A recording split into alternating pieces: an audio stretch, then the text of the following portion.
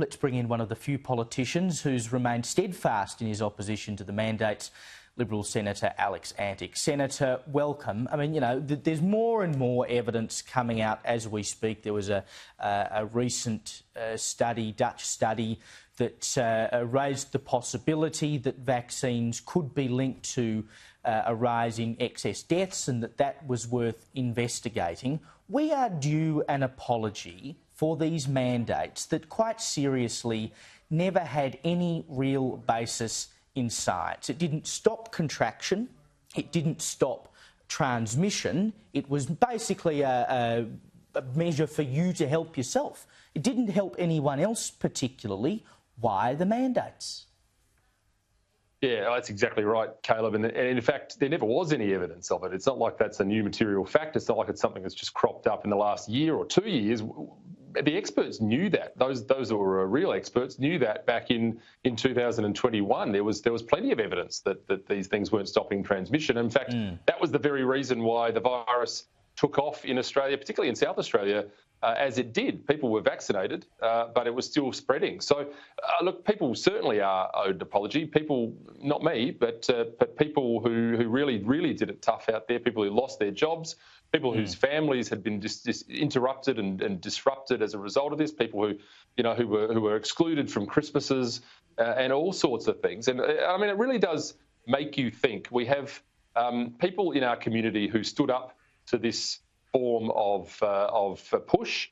We have people who said no, they're not going to do it under any circumstances, that took a hit to their livelihoods. And they are the real heroes here, Caleb. They are people that deserve the apology from government, the apology from the media. I mean, it still will do a hard time, other than your very good article, I must say, find a voice in the mainstream media that's properly covering this, with a few exceptions. There are a handful.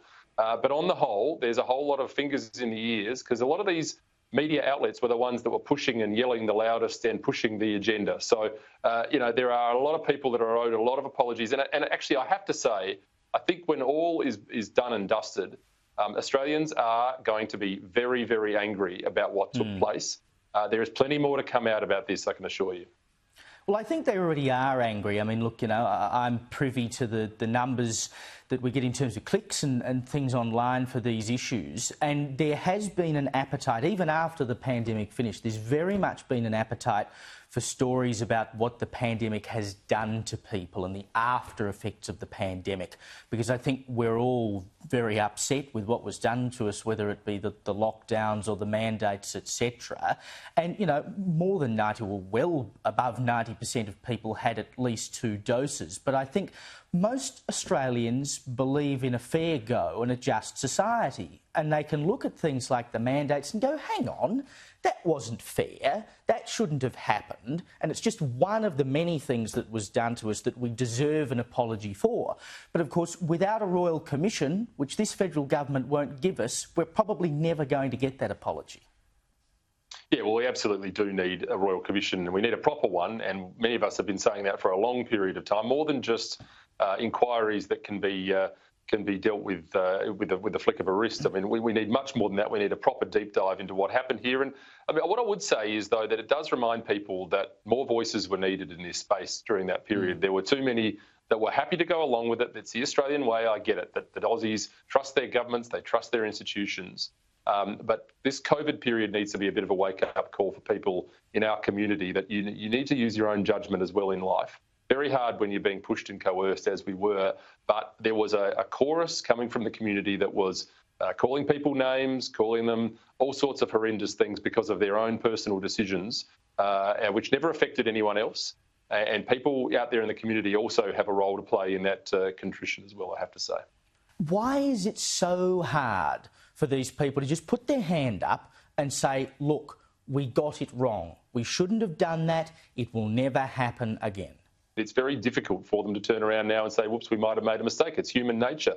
In the case of media outlets, the evidence is all around, Caleb. It doesn't take a detective, to dig around and find the information out there. There's plenty of information out there which will tell you the real story about what happened, but there is a certain willful blindness in the media in certain areas to simply look the other way and hope this doesn't go away. I hear it all the time.